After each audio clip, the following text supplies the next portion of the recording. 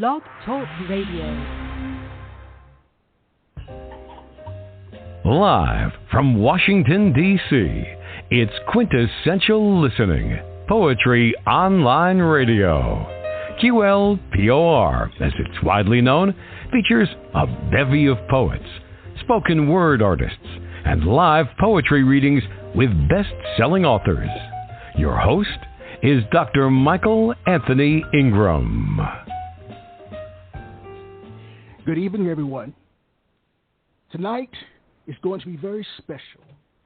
I'm joined by two distinguished and critically acclaimed poets, John Guzlowski and Michael Lee Johnson. John draws inspiration from his family's history during World War II. He crafts captivating poetry that delves into harrowing war experiences, survival, and the indomitable human spirit. Through poignant verses, he reflects on the unfathomable hardships endured by those facing wartime atrocities, while also revealing the remarkable resilience and enduring power of hope within the human heart. Michael Lee Johnson is a prolific and exceptionally talented poet, mesmerizing audiences with evocative verses that delve deep into the raw emotions defining the human experience: love, loss, introspection, and the perpetual quest for meaning. With uncanny skill, Johnson's words penetrate the soul, inviting readers to confront their vulnerabilities, joys, and sorrows. His poetic landscapes resonate profoundly, leaving lasting impressions and stirring the essence of humanity. Welcome, gentlemen, to the program. Thank you very much, Michael. Thank you. Thanks for having us here. Thank you very much. I'm so glad you're here. Let's begin this poetic journey. John, I almost, with your last name, you know what I'm saying. I stumbled on that also, by the way. Okay. All right. Thank you, sir. I appreciate that. Again, let's begin this poetic journey. John, what is poetry? Yes. Pardon? Can you say that again, please? Yes. What is poetry? Oh, what is poetry? I thought that was an interesting question, and in thinking about the answer, I went on and I Googled the question, "What is poetry?" And what I came up with is about 1,000 different answers about what is poetry. There was a whole range of things that people say about what poetry is. There's one that I found, it was very interesting. It's called What is Poetry? 50 definitions. And the definitions were by really well-known writers like T.S. Eliot, and Wordsworth, and then lesser-known writers, and then poets I've never heard of. It was really interesting. It'd be interesting to see a TV show where you would have all of these poets arguing about what poetry is.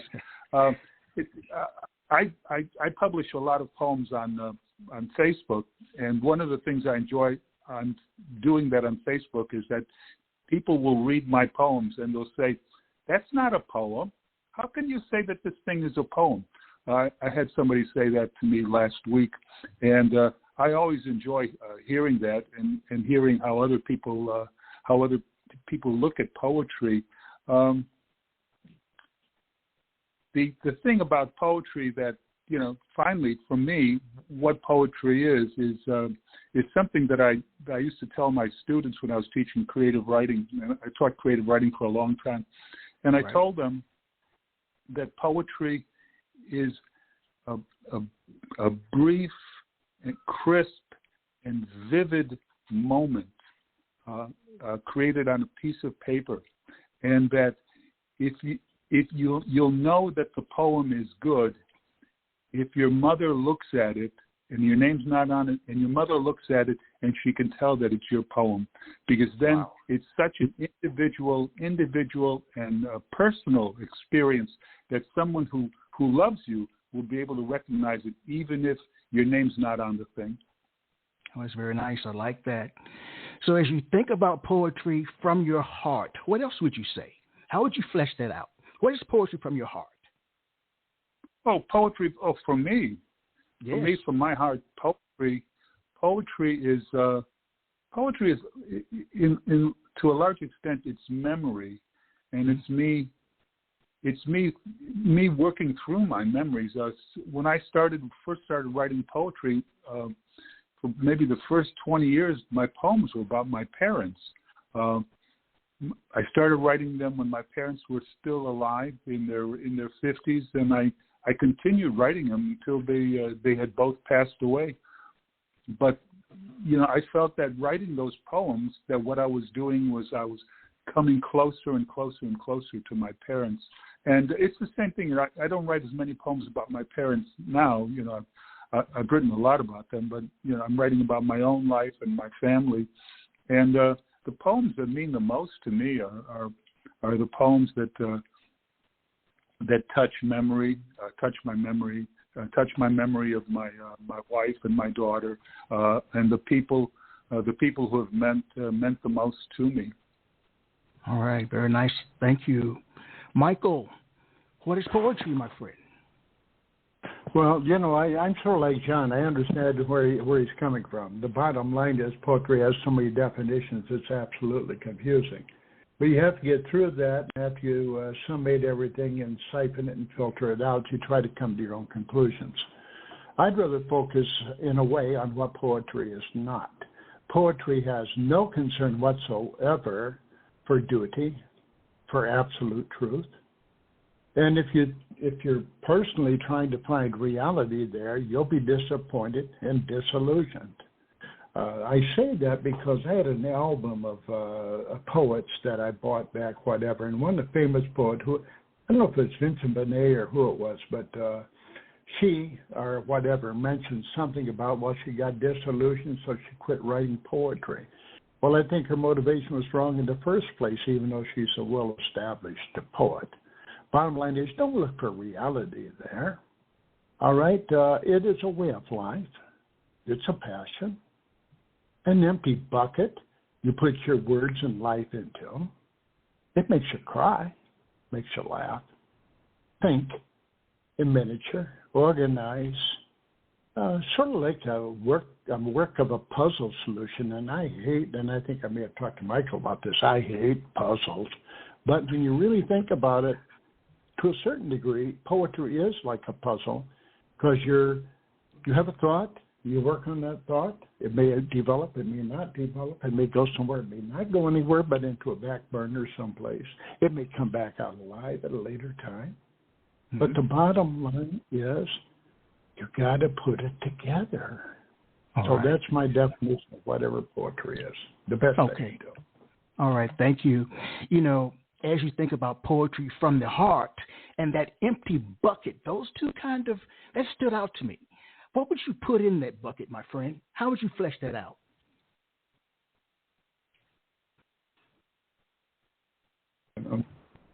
Close my eyes, and when I think about that bucket, and it has green moss around it, and that bucket is somewhat, as we would interpret it, as bark, maybe a little bit of brown, a little bit of black, the color mixture of a bucket. Mm-hmm. I guess I'd toss my experiences in there, the good, the bad, and the ugly, like Clint, what the hell's his name, Eastwood would say. Good, bad, and the ugly go into the bucket. Now it's up to me to find where the solutions are at. It's up to me to find the bits, the pieces, the little phrases, the things that come together, that come to a conclusion of something I, in the moment, feel comfortable about. And if I don't feel comfortable about it, I leave it alone for a while. All right. Very nice. Any comments between the two of you in terms of what you heard from the other in terms of what is poetry? Because it is a fascinating topic. Yes. John. I like that idea. You know what, Michael? I didn't quite hear that. Share it again, John. Bucket. I think one of the things I like about writing poetry is that it's a mystery for a while. I don't know what I'm putting into the bucket. I'm putting a word down, and I don't know where that word will lead me. But I'll put a word down, and then I'll put another word down. And as I'm putting down these words, I'm getting a sense of where the poem is journeying to, and for me, that's one of the things I like about poetry. Just the sort of the sense of discovery that goes on as I'm writing. I'm going to share that it affords me an opportunity to be myself in a sense. Oh yeah. To be the real Michael. If I don't feel I can do that in public, I can do it on paper or on the computer. Michael, any thoughts from you, my friend? Well, the bottom line is, as host, you can't do that. But anyway, listen, my friend, I appreciate, you know what, I like that because it was a gut response from you. Mm-hmm. It was a gut response from you. And I don't hear that very often online. I do hear it privately. I appreciate you sharing it that way. Well, all right. Well, let's continue. I'd like you both to share with me a moment where you first realized that poetry had power. And we'll start with you, Michael. Oh. A moment where you realized that poetry had power. Who's up? Are you there, Michael? You are, Michael. Oh, is that directed towards me? Yes, sir. Oh, no problem. That's pretty easy for me, and I don't know if I shared it with you, Michael, or not, but in 1968 at Marion College in Marion, Indiana, I was sitting at a restaurant, and I brought all my stuff in. And back in the old days, John will relate to this. I brought all my little books and stuff inside the case, all those things you used to buy at the bookstore, so you put your whatever. So I got this big case down beside me in the restaurant, and I opened it up, and I'm writing down. The guy next to me, that blue-collar kind of guy, maybe a hillbilly, I don't know. He looks at me and says, "What are you doing?" I said, "Well, none of your business, really." And he said, "Well, what are you doing?" And I said, "Well," I said, I'm writing a poem, but it's personal." And he said, "You know what?" I said, "What?" He said, "You're a selfish person." I said, "What do you mean by that?" He said, "If you're not willing to share your feelings with me, and maybe more significant people down the road, you're selfish." You know what? That never left me. That's the beginning of my poetry, Fred. All right. Thank you. It never left you. Never has. When did you realize, though, after that, wow, this is something that I need to pursue even more? Anything? I don't know if I have a real answer to that because in the beginning I shared emotional poems about romance and stuff and whatever, and I probably didn't even know what the hell I was doing, and it's going to elementary, courses here and there. Bottom line is, though, the Vietnam War was hammering on my back. So, in lieu of that, I don't know where it took me, Mike. I got to be honest with you, because there were times where I had spotty poems and no poems for a few years. All right. Well, I want you always to be honest. What about you, John? What was the moment? For me, it was a moment I'll never forget. I was a professor of American literature, and most of the writing I did was academic writing. I wrote critical essays about various authors, and in all of that time that I was writing those critical essays, I was also occasionally writing poetry, but I wasn't submitting the poetry for publication. I wasn't sharing the poetry. I was just writing the poetry. And then one day a friend of mine asked me, he was putting together an anthology of poems, and he asked me if I had a poem, and I said, sure, and I gave him the poem, and he published it in this anthology. And I went to a poetry reading it was a book launch for that anthology. This was in Illinois, and all of the people, many of the people in the anthology were there and were reading their poems. And I read my poem, and it was a poem about birch trees growing in Illinois. And after I read the poem, a woman came up to me and told me how much she was moved by the poem, and she gave me a hug. And it was really important to me because I had been writing critical essays and getting critical essays published, and no one ever gave me a hug or told me that that my critical academic writing had touched them. Wow. It was, it was a completely foreign experience having someone say that they were touched by this, and it, that pretty much convinced me that, I shouldn't say this, but that, academic writing was, wasn't something I wanted to pursue, and so I did less and less, and wrote more and more poetry. All right, very nice, very nice. Okay. I'd like to intersect here real quickly. One of the things I noticed about John is he does not have his head up his rear end. He's very pragmatic, very practical, and down to earth. And I think I mentioned it to you, Michael. Yes, and that's one of the things I'm so proud about him is that, I don't know how to say this. The only difference between John and I is that I failed creative writing at Lethbridge University in Lethbridge, Alberta. And my English sucks. But the bottom line is, one thing I appreciate about John is just how honest he is, and he's down to earth. And that's a PhD thing, not normally. Not normally. Thank you. All right. Very nice. I like that. All right. I like that. Okay, now that we've talked about what it is, and we've shared those aha moments, why is poetry important? Why do we do what we do, that we do so well? Why do we do it? Why? Somebody tell me. John. Well, I like the question, why is poetry important? But I think for me, the follow-up question, and even more important question is poetry important? Oh, I like that. Okay. Wow, I like that. That's good. I remember a couple of years ago reading an article, and it was an article about what you have to do to be a best-selling novelist in the New York Times, and how many books you have to sell, and then how many books you have to sell if you want to be a best-selling poet for the New York Times. And the numbers were really, really surprising. I looked up how many novels are sold every year in America, and there are 400 million novels sold every year in America. And then I looked up how many poems are sold. How many books of poems are sold every year, and it's 1.3 million.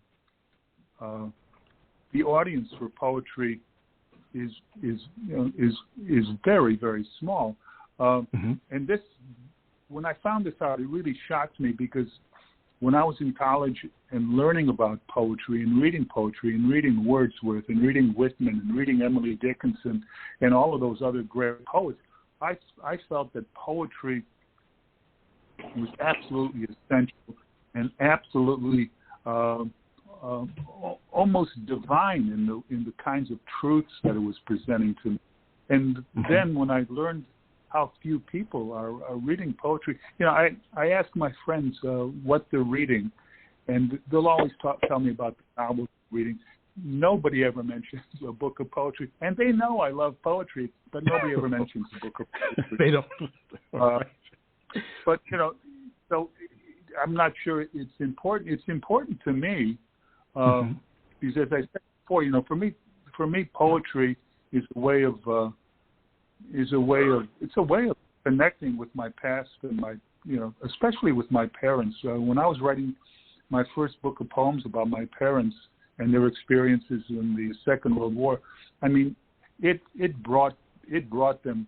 They were with me all the time when I was writing that book. And when I do poetry readings and I read poems about them, it's like they're standing next to me, listening to me, and nodding their heads. That for me is really important.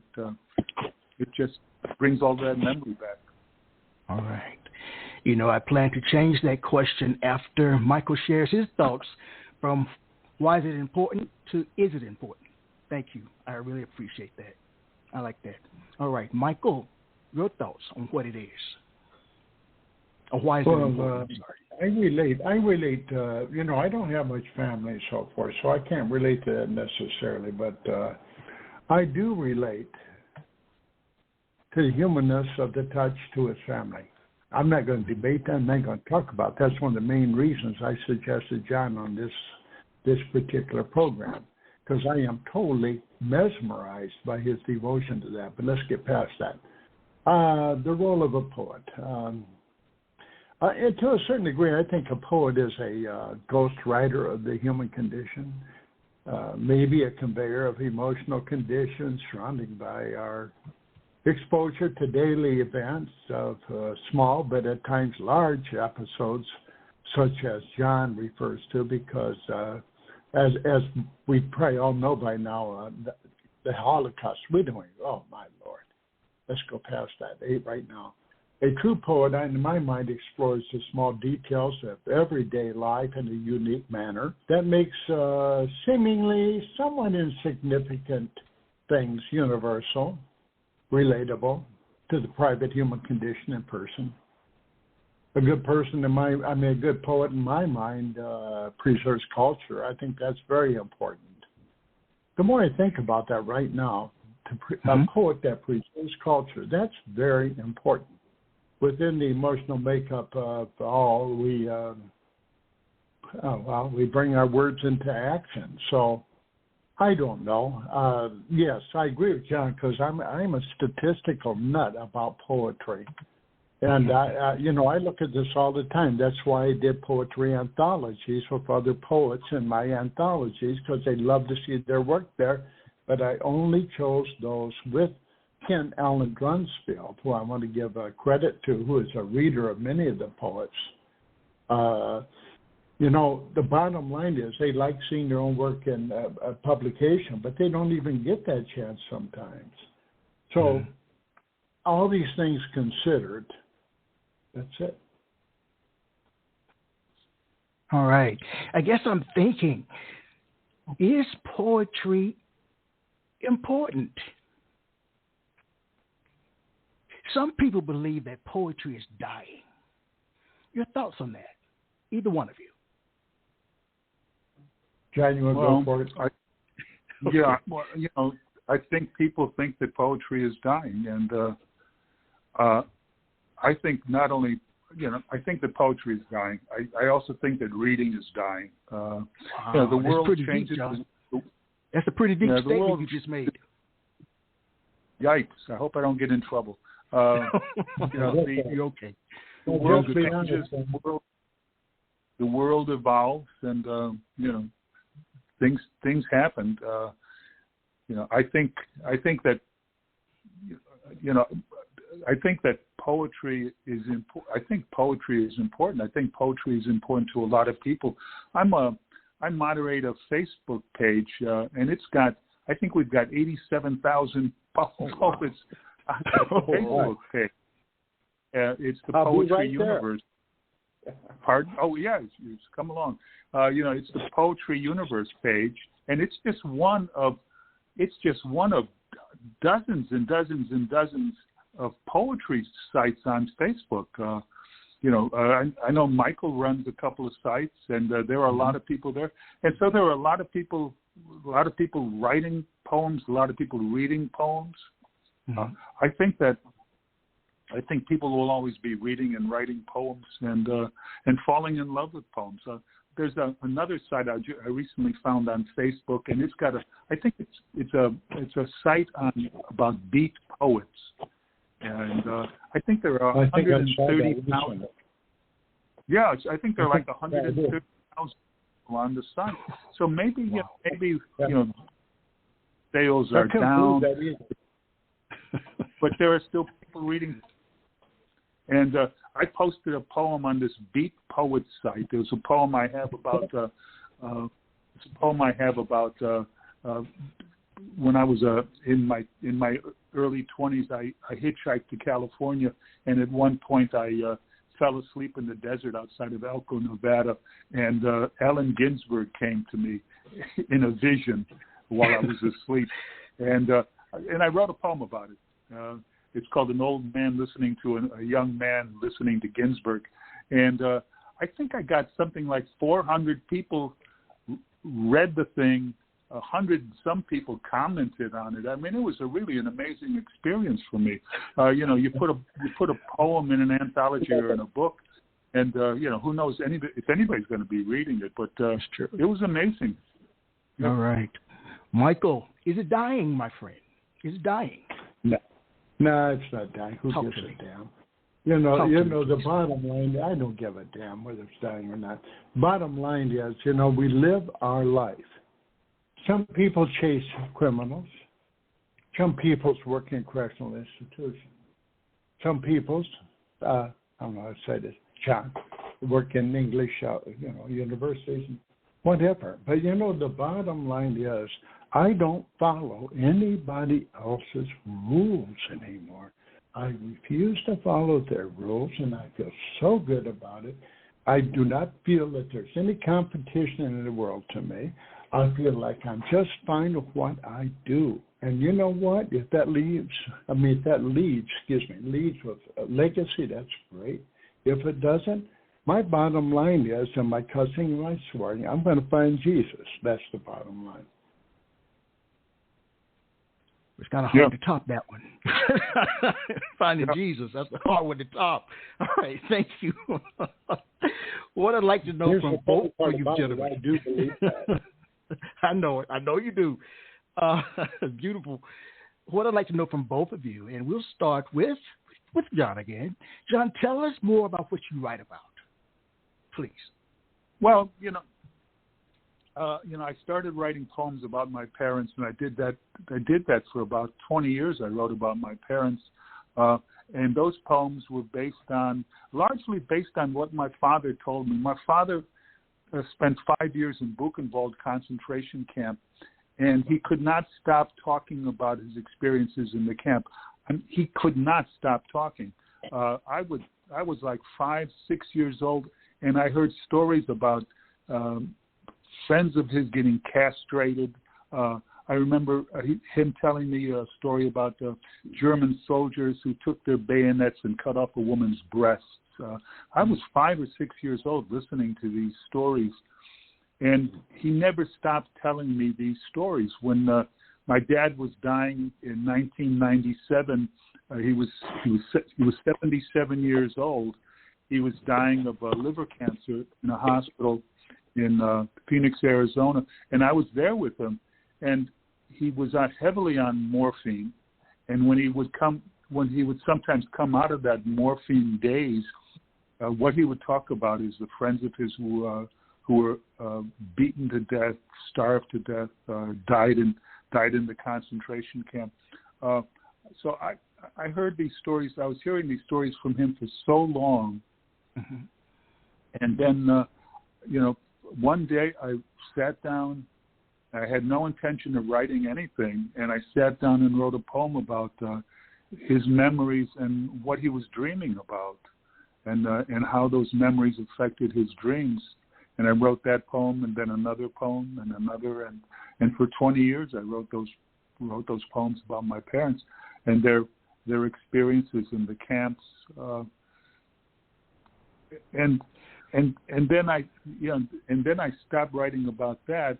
But I think what I'm writing about now is I'm writing about how to live with that grief and what you can do with that grief, because not only my parents had PTSD, post-traumatic stress disorder.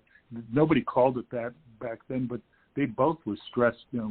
Were in constant grief, constant suffering, constantly trying to deal with their memories. And I feel that the poems I wrote after I wrote my poems about my parents are poems that deal with I guess trying to deal with my own grief and trying to deal with my own memories. These memories that my parents gave me, and I'm looking in the poems I'm writing now. I'm looking for ways of finding some kind of way of living with grief. Thank you. There's a lot in that. Michael, before I ask another question, yes, what sir. do you write about? What do you write about, Michael? what are some of the predominant themes of your work? I'll tell you what, I just was totally impressed with what John said because I know, it was beautiful. I think what he was saying was coming from the heart. Mm-hmm. Coming from the heart. And I felt it, every damn bit of it. John, I just want you to know I appreciate that. Thank you. Anyway, go ahead, Michael. What's the question? No, what do you write about? Sex, perversion, women? No, hold on. Early, when I think of when I was young, I wrote about, like most people, with, I don't know if you know this, but most poets, except for John and a few others, suffer from poor spelling, poor enunciation, poor syntax. I had the same scenario. But anyway, early I wrote about romance, heartbreak. Later, I think I wrote about, well, it's going to come up and something pretty soon. Street life, sex in the city, all those things. The dark side of sin after midnight. But I also wrote about, quite a few poems about native Indian people. Love, nature. I love animals. I'm a big-time animal. The trees, the rain. But it's evolved into, and John, I can never pronounce this word, all right? But, when pictures turn into poems, it's called EP whatever. I don't know. I never can pronounce that properly because I'm just not that damn smart. But most recently, though, I've been involved with musicians and composers taking my poetry, music. So I guess at this time I might even be called a lyricist, a writer of words for songs. About 6 or 7 of my poems have been converted into song form on YouTube. That's it. All right. There's a lot packed in that as well. But now it's time to hear some poetry. John, please share a poem. Okay. I like to read. Do you want me to read a couple of poems, or do you want me to just read one poem? Read two. Read two right now. For right now. I'm gonna read 2 poems from my book about my parents. It's called Echoes of Tattered Tongues, and it's about my parents' experiences. I mentioned my dad spent 5 years in Buchenwald. My mother spent 3 years in slave labor camps in Germany. And I'm going to read a poem first about her. And it's about the day that the German soldiers came to her farm and took her off to the camps. The poem is called My Mother Was 19. Soldiers from nowhere came to my mother's farm. They killed her sister's baby with their boots. They shot my grandma, too. One time in the neck, then for kicks in the face lots of times. They saw my mother. They didn't care she was a virgin, dressed in a blue dress with tiny white flowers. They raped her so she couldn't stand up, couldn't lie down, couldn't talk. They broke her teeth when they shoved her dress into her mouth. If they had a camera, they would have taken her picture and sent it to her. That's the kind of men they were. Here's what my mother said about all of this years later. She said, "Let me tell you, God doesn't give you any favors. He doesn't say, now you've seen this bad thing, but tomorrow you'll see a good thing, and when you see it, you'll be smiling. That's bullshit." I'm done. Done with that poem. All right. Here's a poem about my dad. And it's called What My Father Ate. My father loved to eat.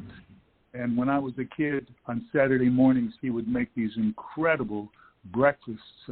He would take a pound of Polish sausage and slice it up and put it in a giant fry pan with about a dozen eggs, and then cut up some potatoes and put the potatoes in that. And he and I would just eat this stuff. It's like he never stopped eating after the war. when he was liberated, he weighed 70 pounds when he was liberated.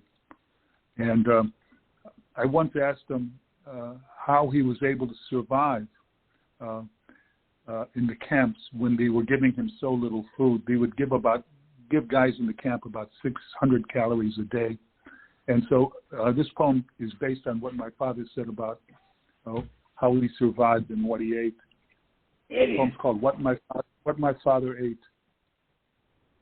My father ate what he couldn't eat, what his mother taught him not to. Brown grass, small chips of wood, the dirt beneath his gray, dark fingernails. He ate the leaves off trees. He ate bark. He ate the flies that tormented the mules working in the fields. He ate what would kill a man in the normal course of his life. Leather buttons, cloth caps, anything small enough to get into his mouth. He ate roots. He ate newspaper. In his slow, clumsy hunger, my dad did what the birds did. He picked for oats or corn or any kind of seed left in the dry shit by the cows. And when there was nothing to eat, my father would search the ground for pebbles, and they would loosen his saliva, and he would swallow that. And all the other men did the same. Thank you.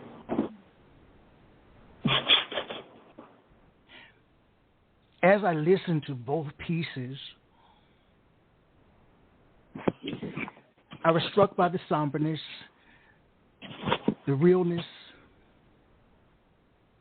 How are you able, I'm sure you've been asked this before, to muster the courage to write those words on paper, John, and craft them into a poem?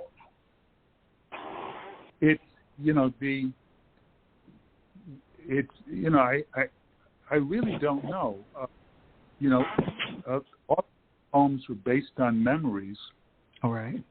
And I would just sit down, and these memories would come to me, and I would just start writing and writing.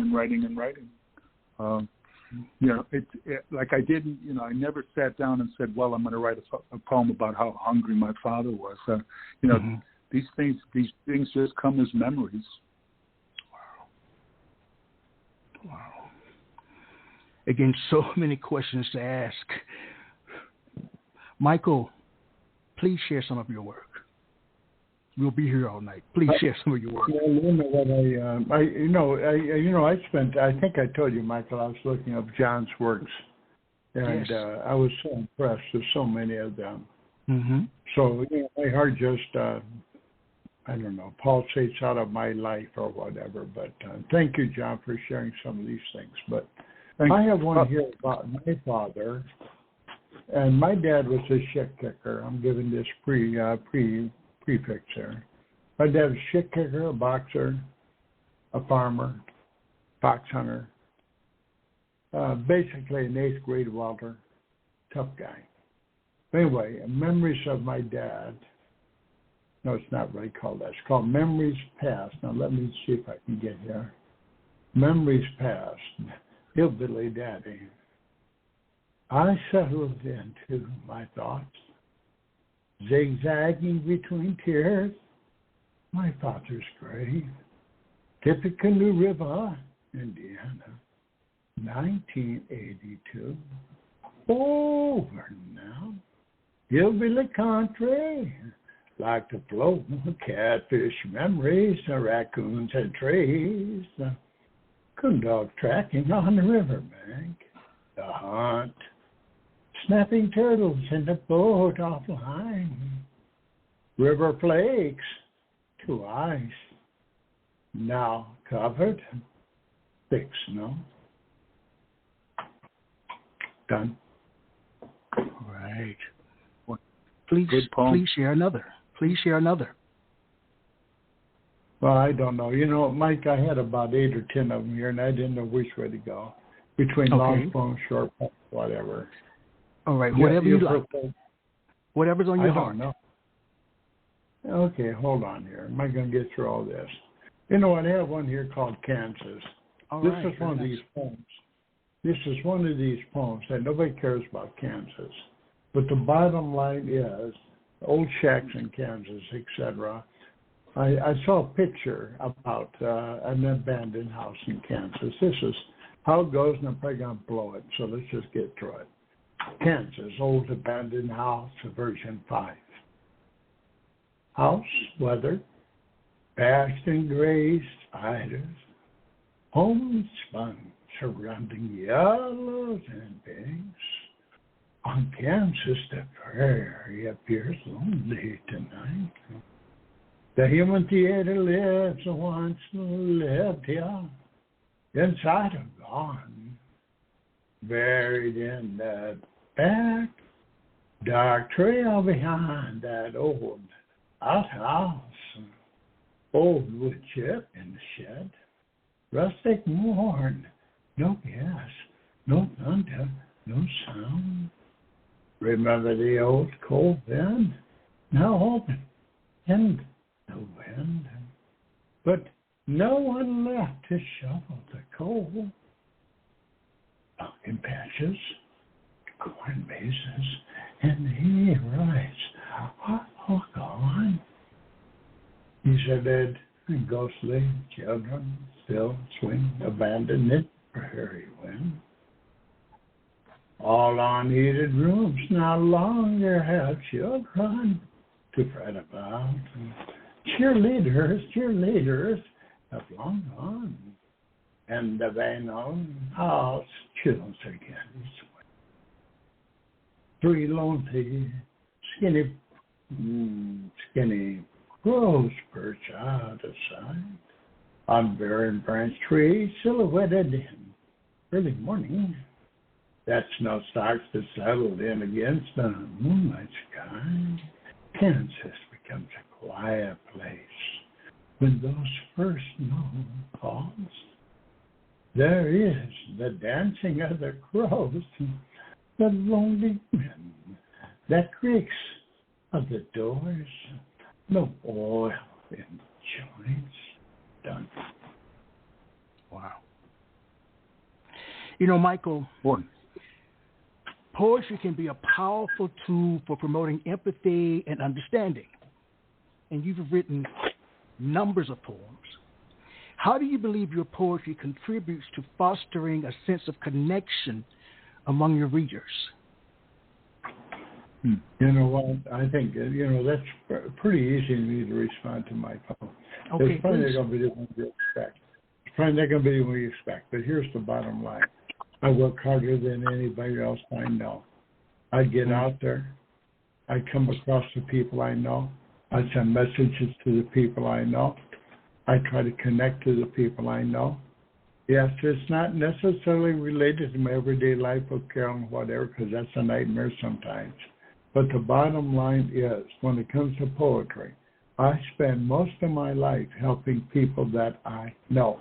That's the answer. All right. All right. Good answer. Yes. We do have a caller. I'd like to bring this person on, if that's okay. The area code is 3336. The first three numbers of 543. You're on the air with John and Michael. Good evening. Do you have a question? Hello. Do you have a question? Hello? Yes. I guess not. Maybe they're just here to listen and enjoy. And that's fantastic, too. All right. All right. You know, I'd like to say something about that last poem that Michael read. I've never been to Kansas, but it makes me want to go to Kansas. Tell us. John, thank you very much. I'll tell you why. Because there's a loneliness, there's an exile, there's an isolation in Kansas. When I went to Kansas when I was about 11 years old, on my way to, I don't know where the hell I was going.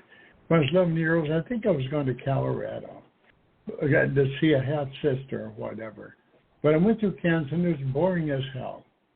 But I saw a lot of abandoned houses. And John, I think you understand this. Wherever it came from, it just did. And when it did, I wrote about it. And it was also surrounded with a picture. We both know what that term is called. It's a fancy word that starts with an E, and neither one of us probably can pronounce. But the bottom line is a picture that a poem is written about. Yeah. Picture that a poem is written about. What I'd like to know is, what are you both attempting to communicate with your art?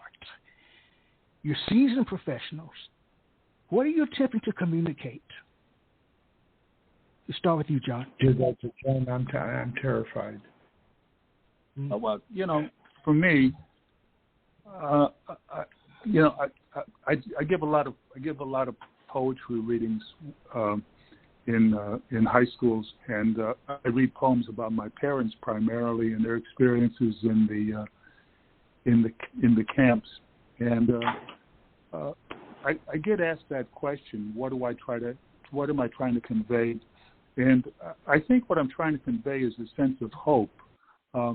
My parents, with all of those terrible things that they saw and that they experienced, they never stopped trying to go forward, and that sense of hope is something that for me is something that they taught me, and that I felt was an important thing to teach other people.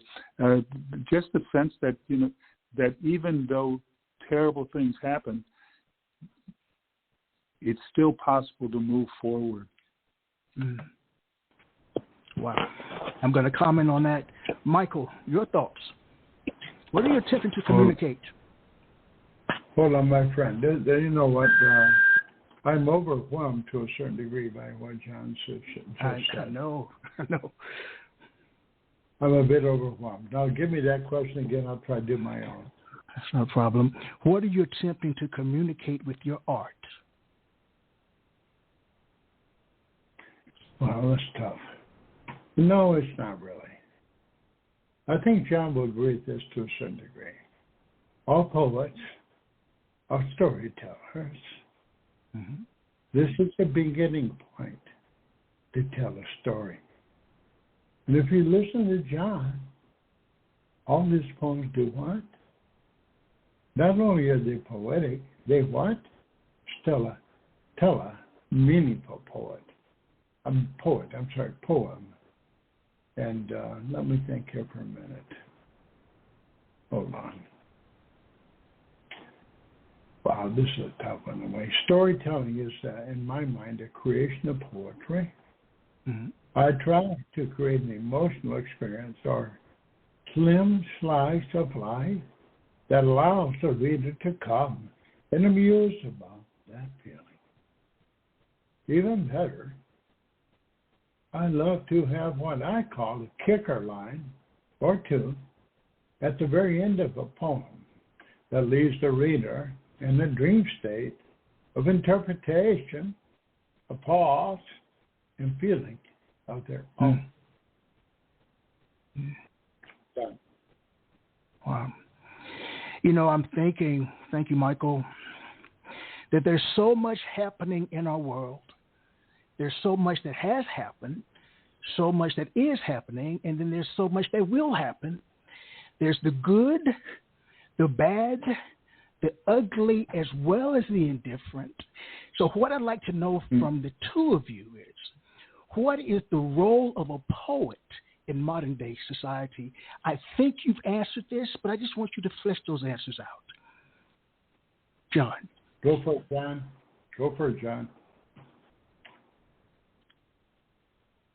The role of the poet, it's hard to say what the role of the poet is. I think lots of poets. There are a lot of poets. They see their roles differently. Yes. For me, my sense of the role of the poet is to convey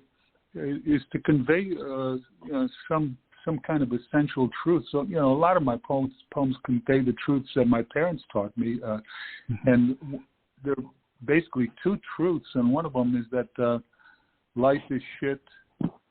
People are worthless. I mean, my mother's favorite word was worthless. She was always saying that people were worthless and that governments were worthless, that there was no God. She was a tremendous pessimist. There was no heaven, and the only hell you'd see is the hell that was around you. She always believed that you were fucked up no matter what. And my father was sort of also very pessimistic. He felt that life is shit and people struggle and die and there's almost nothing you can do, but you can do a little. And even if what you can do is useless, you still need to try to help people. If you see someone on a cross, his wife pulling him down and breaking his muscle, you should try to lift him, even if only for a moment, and even if you know that lifting won't save him.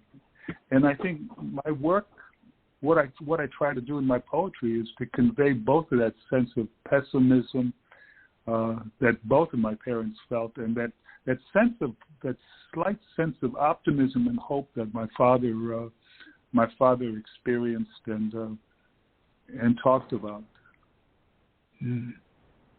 Michael. Yes, sir. What is the role of a poet in modern day society, my friend? Well, you know what? Listening to John, I'm very close to succeeding to what John said. This is the reason I supported John over and over again. Because I love history. I love events. I love people who do not allow something to die. And I know this has absolutely nothing to do with your question. But, John, I'm so proud of you tonight. I just want you to know that. But anyway, past that. Now, give me that question more time. I'll give you a Right. What is the role of a poet in modern day society? What is the point of modern day society is very simple. Ignore everybody else. Don't get concerned about what they say. Don't listen to everybody else who's a critic of yours. And don't let them get in your way. The bottom line is your legacy is on your own. You have to create what you feel by yourself. You have to go forward and not worry about competition, not worry about what everybody else says. It's a waste of time. What you need to do is know, a higher powers in your life. The bottom line is, that's what a poet is. That's it. All right. Very nice. And by the way, Michael, that relates directly to your mother and so forth. All right. Yeah. All right. John, please share 3 poems. Pardon? Please share 3 poems back to back. 3? Okay. Yeah.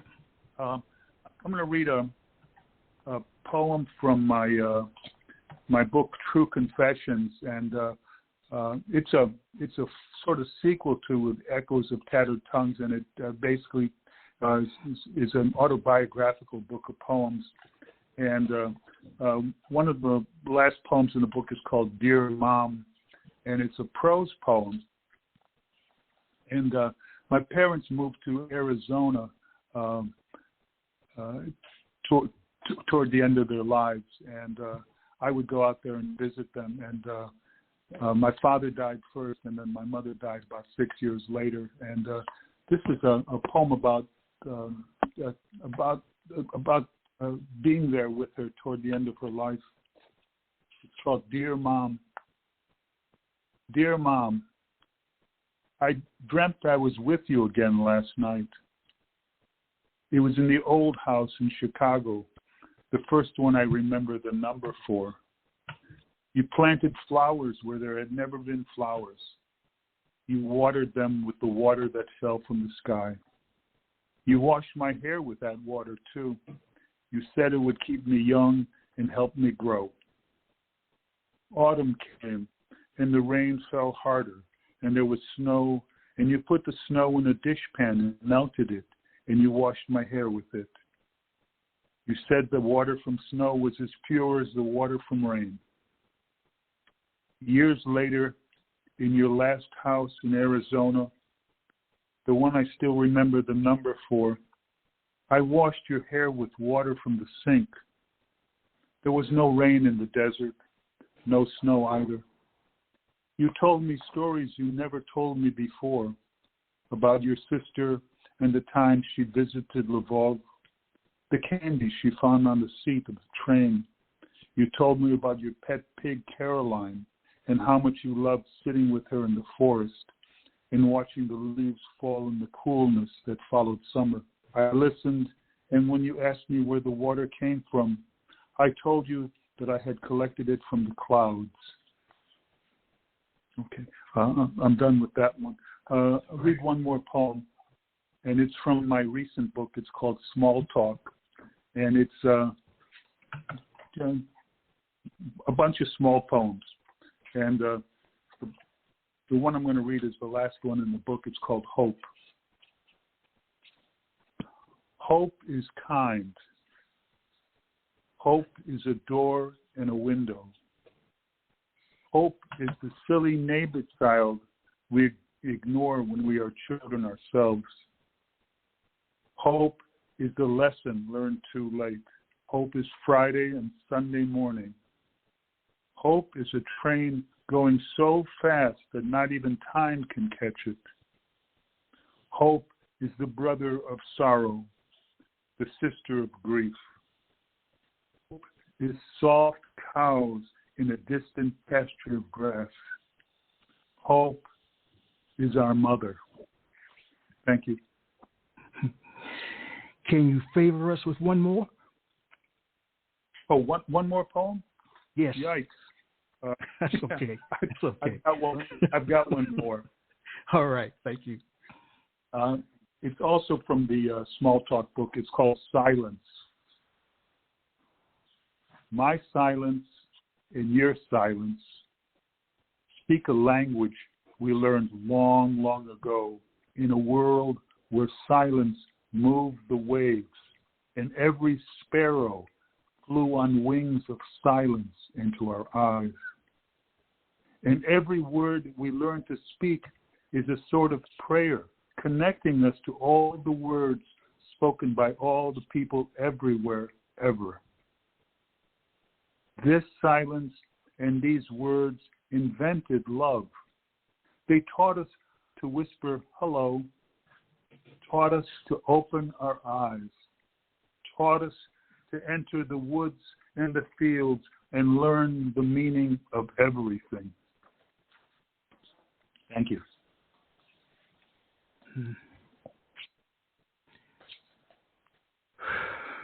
Wow. John. Yes.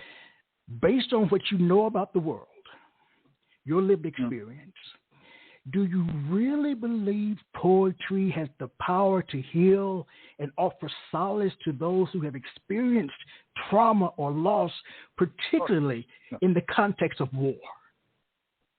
Oh, yeah. You know, Talk to me. I mentioned that I give a lot of readings in schools. Yes. But I also give readings, in universities and colleges, and to me, some of the best moments of those presentations are when people come up to me and tell me that their parents were in camps like my parents were, and that hearing my poems about my parents has helped them understand their parents and their parents' suffering. A lot of parents who were in the camps don't want to talk about it. My mother hated talking about the war, and I think in large part it was because she wanted to protect me from the terrible things that she saw and experienced. And a lot of parents are like that. They don't want to talk about these experiences. And so that when I talk about these experiences, the people here who have parents like my parents were, but parents who didn't talk about these things, they feel, I think they feel a closeness to my parents, and I think they begin to understand their own parents from listening to me talk about my parents. And I think earlier we talked about the connection that we feel with that we create with people who read our poetry and hear our poetry, and that connection is very important. All right, thank you, Michael. Please share 3 poems. My God, I don't know if I have 3 more poems to share. Listen, I don't know if I did that one, did I not? Oh, listen, since I've listened so much to John's poetry about something much more important than what I'm going to reveal. I wrote a poem about my mother. I wrote a simple poem about my dad. Here's the one about my dad. My dad was a bit of an asshole. But anyway, the bottom line is, memories past, hillbilly daddy. I settled into my thoughts, zigzagging between tears. My father's grave, a tippy canoe river, Indiana 2082. Over now, a hillbilly country, like the flow catfish memories, raccoons and trees, the coon dogs tracking on the riverbank, the hunt, snapping turtles in the boat offline, river flakes to ice, now covered in thick snow. That's it. Right. Please share another. Thank you, sir.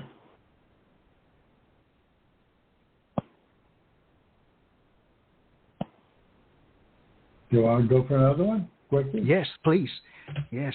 Let's go for a quickie. Hold on here. I'm trying to push this stuff up here. And I find one. Well, I could give you a love one or I could give you a Summer is Dying, but let's go for the Summer is Dying. Right now, he is killing my ass, all right, in Downers Grove, Illinois. But anyway, Summer is Dying, version 4. Outside, summer is dying in the fall, and blue daddy petunias found here. Here in the beginning of night chills, in their yellow window box, they cuddle up and to death together. The balcony sliding door is poorly insulated, and a cold draft creeps into all the spare rooms. Shorty.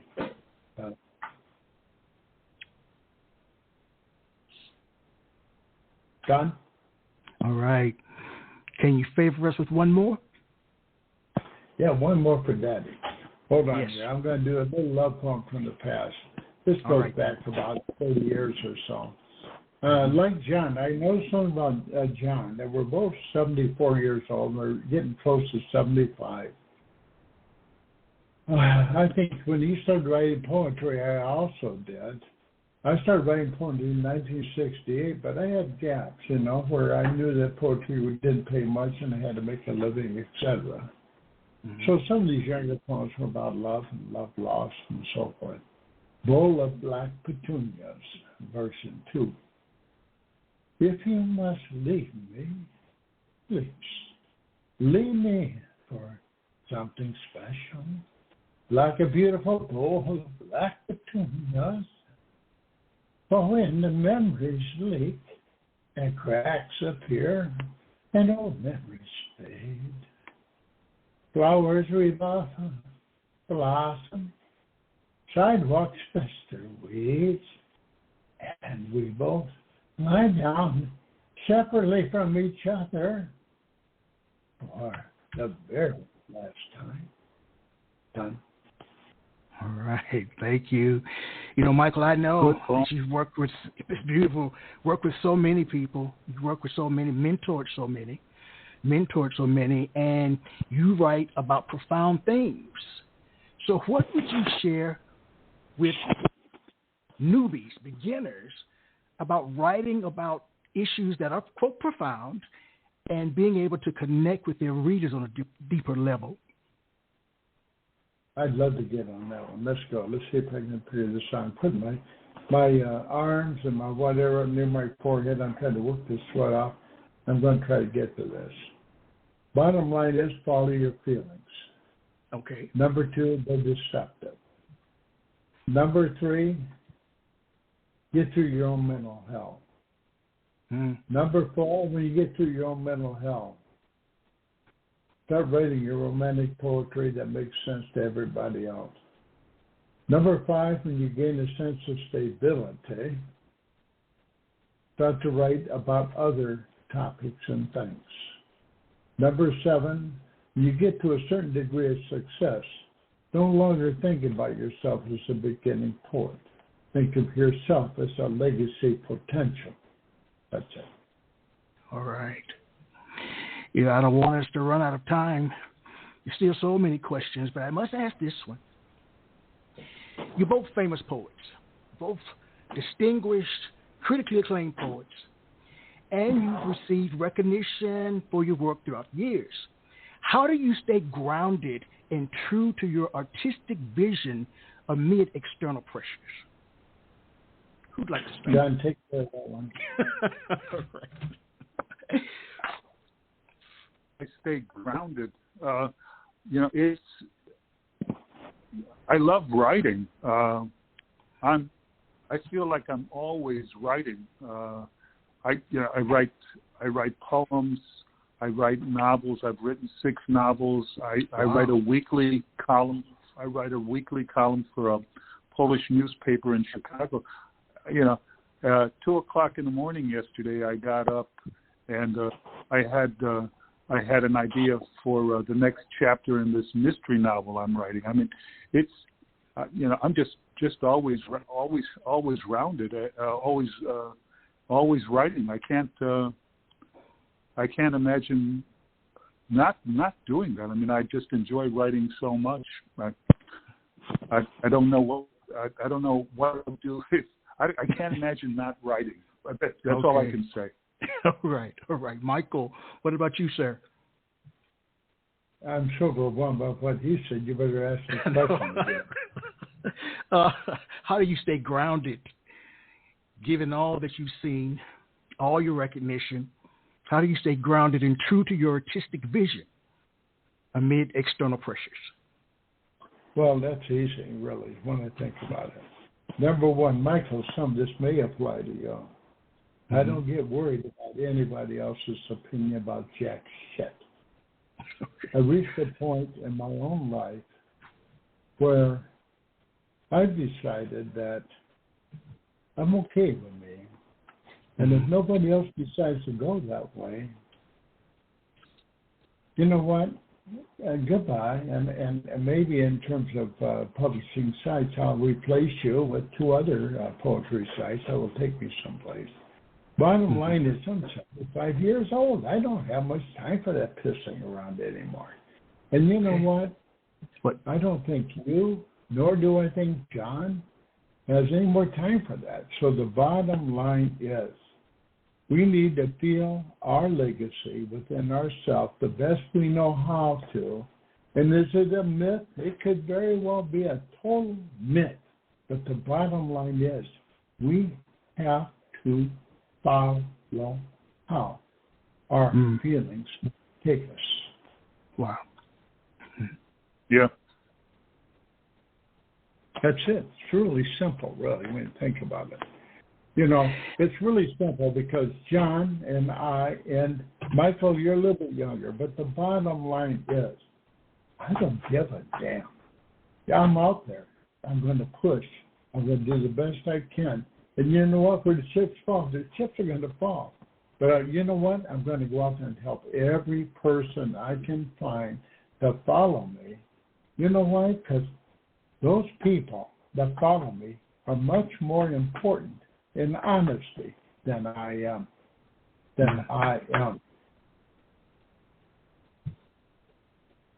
Powerful. Thank you. You know, I think you've both answered my question about the human experience in terms of what your work conveys.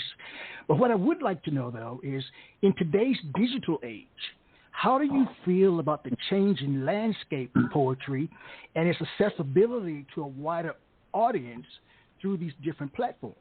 Because things have changed in terms of writing and publishing and being out there. Zoom changed the world. Either one of you. You get on this one. Go for it, John. John, hello. I'm laughing at the question.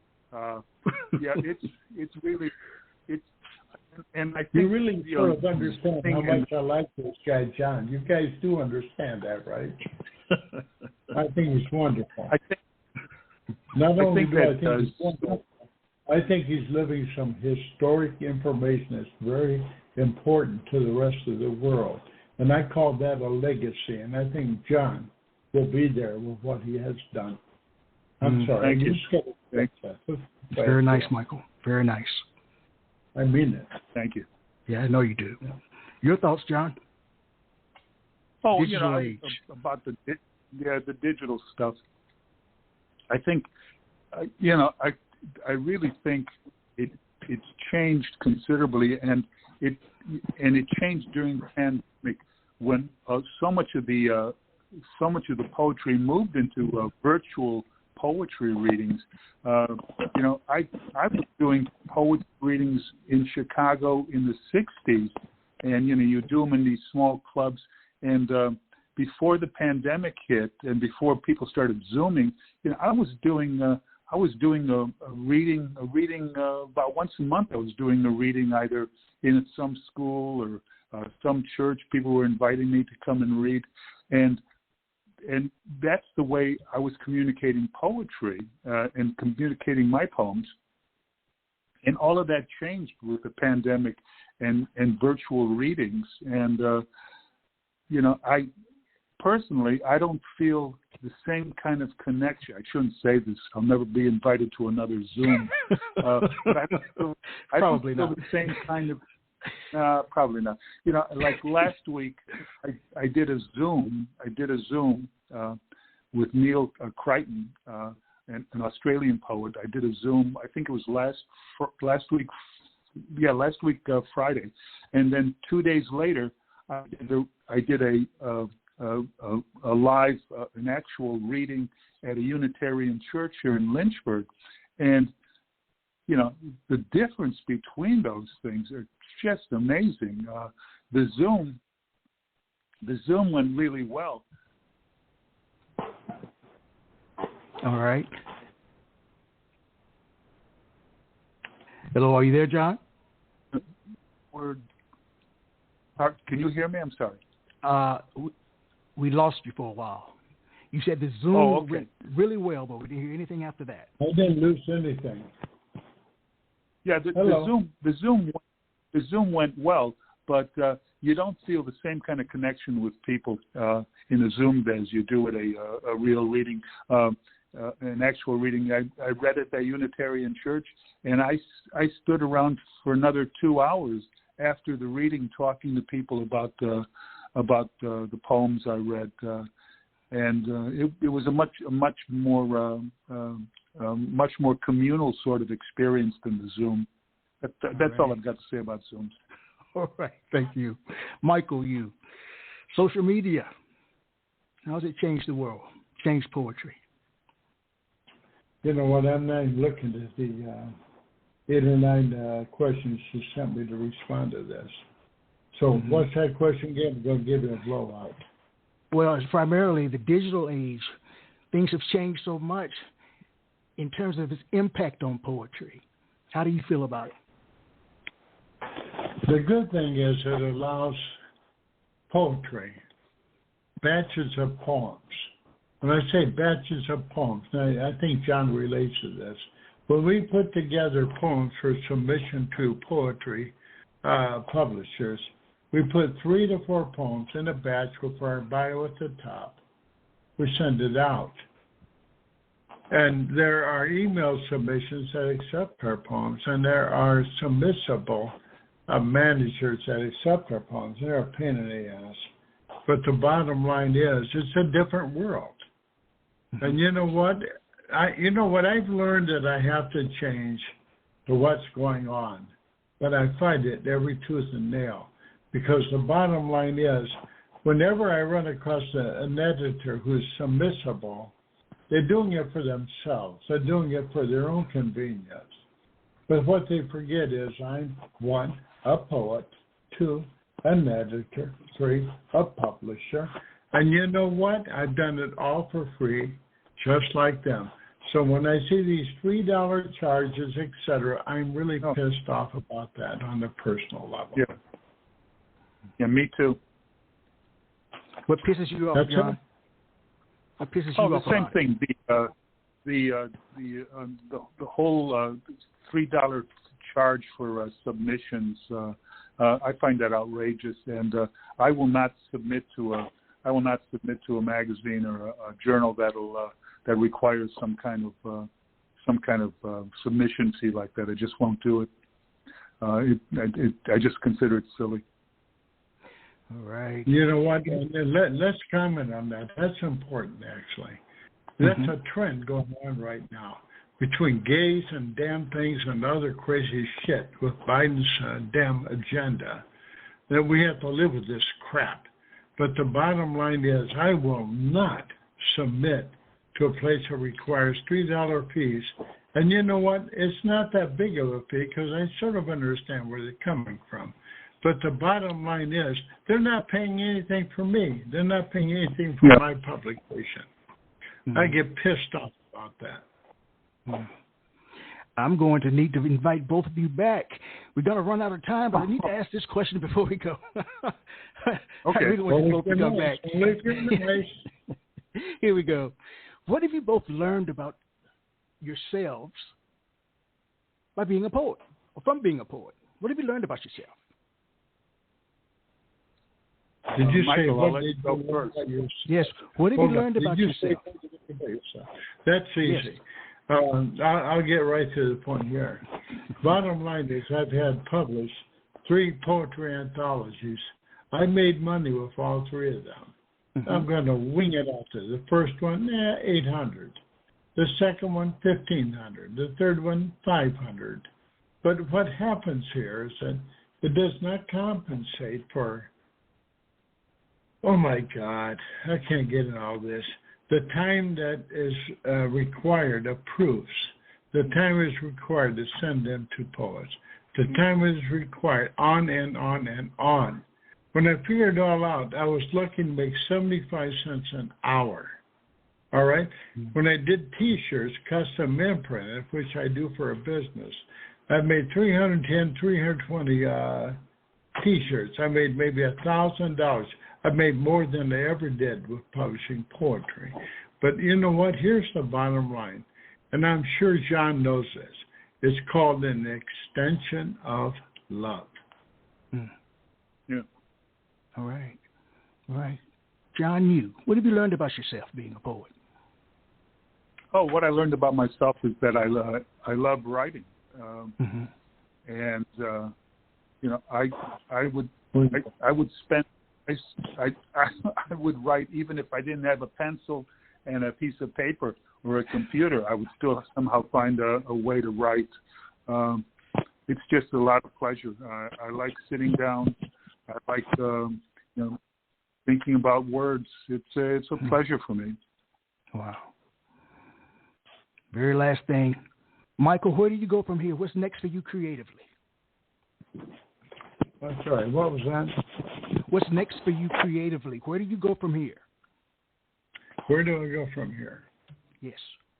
Creatively. I know this is sort of a private statement, but I'm still trying to work on 2 or 3 poetry books to try to get them out there before God comes along and whispers my way. Bottom line is, that's my goal. You know what? You know, everyday living right now, quite candidly, is a problem because until trying to recover from an accident. It's really difficult. Other than that, I don't really get about all that. John, what's going on with you? Are you there, John? Yeah, I'm here. I'm sorry, I didn't hear that last part. That's right. Where do you go from here? What's next for you creatively? Oh, where do I go from here? I'm working on a book called 102 Doors, and it's a book of 102 poems about doors. And I spend a lot of time on Twitter writing things on Twitter, and I was looking at my poems on Twitter one day, and I realized that I was writing poems about doors. I kept talking about doors and doors and doors, and I thought, well, I should put together all of these doors and see if I can get a book of poems out of it. And that's what I'm working on. I want to write 102 poems about doors. I think I'm 43 poems into it. I've got 43 door poems, and I've got 143? I've got 59 more poems to write. All right, that's right. All right. Thank you. Well, I want to thank you both for joining me for this hour of questions and some poetry. I'd like to invite you back when there will be less questions and all poetry. So thank you both. Happy to come. Thank you. Thank you. All right, to the listening audience, as I share with you every time we're together, let poetry ring somewhere throughout the land. Good night, everybody. Take care. God bless you. Good night. Quintessential Listening, Poetry Online Radio, is available on iTunes, Spotify, SoundCloud, and Stitcher. You can also check out the website at QLPOR.com.